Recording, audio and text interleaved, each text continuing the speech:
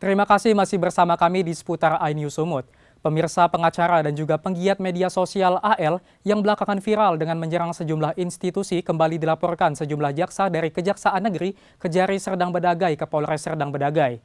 AL dilaporkan atas dugaan melanggar pasal Undang-Undang Informasi dan Transaksi Elektronik ITE Senin kemarin.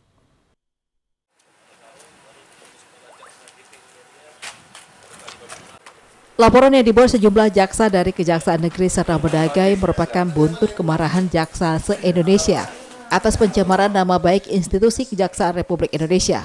Sebelumnya dalam kanal YouTube Konten TV, AL menyampaikan narasi atau ujaran diduga menyebarkan berita bohong dengan menyebutkan Kejaksaan sarang mafia, koruptif, dan tempat sampah. Pernyataan AL dinilai mencemarkan nama baik institusi Kejaksaan. Menurut Kasih Intel Kejaksaan Negeri Serdang Bedagai, Reinhard Arfi, narasi di kanal YouTube Konten AL menggunakan azas dugaan, tapi langsung menyebutkan institusi kejaksaan syarat koruptif dan sampah, sehingga memancing ketersinggungan seluruh jaksa di Indonesia atas pernyataan serta penyebaran berita bohong. AL dinilai melanggar Undang-Undang Informasi dan Transaksi Elektronik. AL diduga melanggar pasal 27 ayat 3 dan juga pasal 45 ayat 3. Melaporkan sesuai dengan dugaan yang kami merasa sudah melanggar norma yang terkait di Undang-Undang Informasi dan Transaksi Elektronik, khususnya pada subscriber di Konten TV. Bisa kawan-kawan lihat? Oke, dah. Oke. Di mana melaporkan Alvin Lim dengan pencemaran nama baik melalui media sosial. Sementara pihak kepolisian berjanji akan menindaklanjuti laporan serta akan mengumpulkan saksi dan gelar perkara. Polres Serdang Bedagai akan berkoordinasi dengan Polda Sumut dan tidak menutup kemungkinan memanggil langsung Alvin Lim ke Mapolres Serdang Bedagai. Setelah ini kita akan melaksanakan penyelidikan, kemudian seperti biasa kita akan mengumpulkan saksi-saksi dan nantinya juga kita akan melaksanakan gelar. Mungkin kan karena ini laporan di banyak tempat, kita nggak tahu nanti bagaimana, nanti kita menunggu kebijaksanaan atau kebijakan dari Polda. Tapi untuk sementara kita menerima laporan di sini, ya jelas kita akan melayangkan panggilan. Laporan jaksa ke Polres Serdang Bedagai diterima Audit Sentral Pelayanan Kepolisian Terpadu SPKT Polres Serdang Bedagai. Dari Serdang Bedagai, Wahyu Rustandi, iNews melaporkan.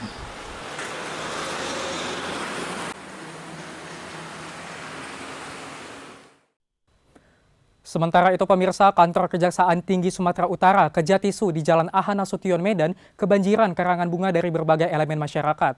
Sebagai bentuk dukungan kepada Korps Adiaksa untuk mengambil langkah hukum terhadap Alvin Lim diduga menuduh institusi kejaksaan sebagai sarang mafia.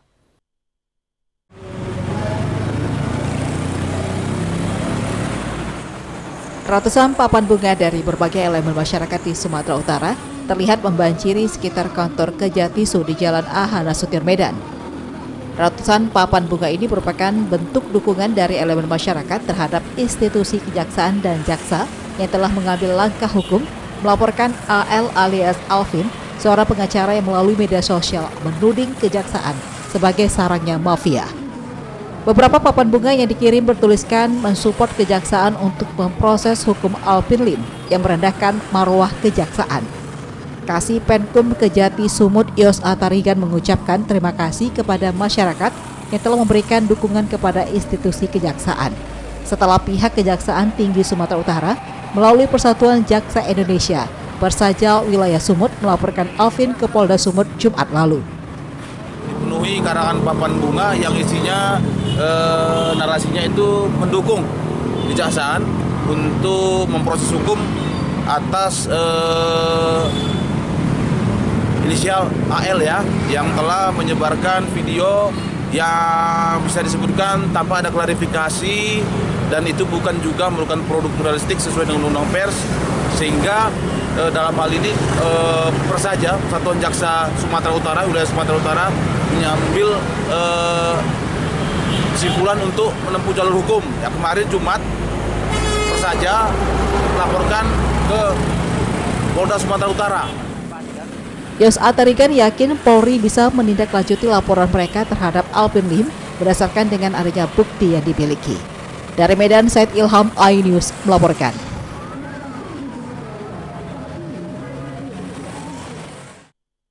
Seorang pria lansia ditemukan warga tewas setelah beberapa hari tak keluar rumahnya di Asahan, Sumatera Utara, Selasa pagi. Warga terpaksa merusak pintu rumah dengan gerenda karena terkunci dari dalam.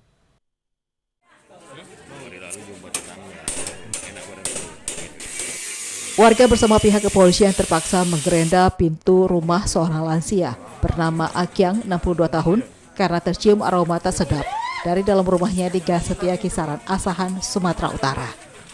Setelah berhasil dibuka, benar saja Akyang sudah ditemukan dalam keadaan meninggal dunia oleh warga. Polisi yang tiba di lokasi langsung melakukan olah tempat kejadian perkara untuk mengidentifikasi korban. Kepala Lingkungan Abu Saman mengaku kalau korban dikabarkan sakit sebelumnya. Namun setelah beberapa hari korban tak bekerja dan keluar rumah. Keluarga yang curiga langsung memeriksa rumah korban. Korban kesehariannya tinggal seorang diri.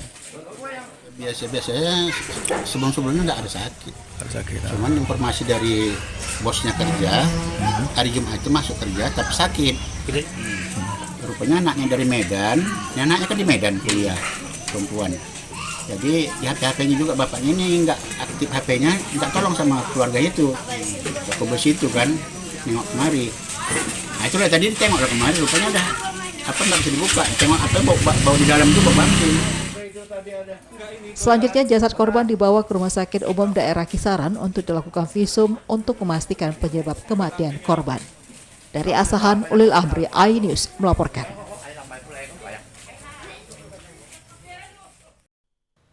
Pahlawan tanpa tanda jasa. Inilah pepatah yang selalu disematkan kepada para guru yang berjasa mencerdaskan anak bangsa. Namun tidak sedikit nasib seorang guru jauh dari sejahtera, terutama mereka yang berstatus guru honor. Salah satunya Nurgahara Hasibuan, guru SD Negeri 1305 Sabahotang. Lebih 10 tahun mengabdi, dirinya hanya menerima gaji sebesar Rp300.000 per bulan.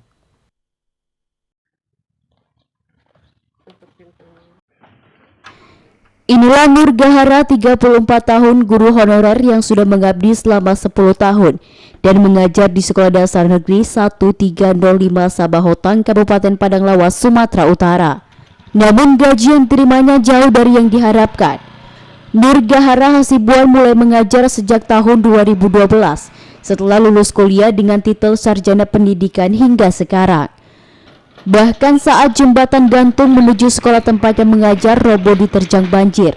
Setiap hari dirinya harus menyeberangi sungai mempertaruhkan nyawanya demi bisa sampai mengajar di sekolah. Meski dengan gaji mencapai Rp300.000 per bulannya, inilah Nurgahara mengaku tetap semangat mengajar di sekolah ini demi mencerdaskan generasi penerus bangsa.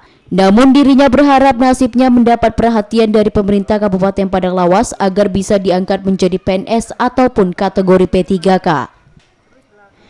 Menurut Kepala Dinas Pendidikan Kabupaten Padang Lawas, Rosidawati Pulungan, dari 224 sekolah negeri yang ada di Padang Lawas, baik SMP maupun SD, guru honorer yang terdaftar mencapai 1.048 orang. Mengingat jumlah guru PNS masih sangat kurang, saat ini Dinas Pendidikan terus berupaya mengusulkan ke Pemkab Palas agar para guru honorer dapat diangkat menjadi pegawai P3K. Mulai tahun 2012 awal. 2012. Sudah berapa lama Bu kira-kira itu? 10 tahun 4 bulan. Jadi guru honorer di sini Bu? Iya Pak. Suka dukanya dari guru honorer Bu? Banyak Pak, mulai dari yang putus rambing, nyebrang sungai. Sebelum ada bot itu Pak, biasanya kan nyebrang sungai bawa baju ganti. Sampai ke sekolah sini bajunya diganti, pulang lagi nanti ganti lagi baju yang pas mau datang ke sini ke sekolah. Ya PNS lah gitu Bu ya. Harapannya itu memang itu Pak. SD berjumlah 191 sekolah. SMP berjumlah 48 orang. Agar tetap semangat untuk melaksanakan tugasnya di sekolah masing-masing, karena masa depan anak-anak ini tergantung kepada gurunya. Agar tetap bisa mengajar dan memenuhi kebutuhan keluarganya, tak jarang guru honorer Nurgahara Hasibuan setiap harinya harus mencari pekerjaan tambahan usai mengajar di sekolah. Dari Padang Lawas, Warsono, iNews melaporkan.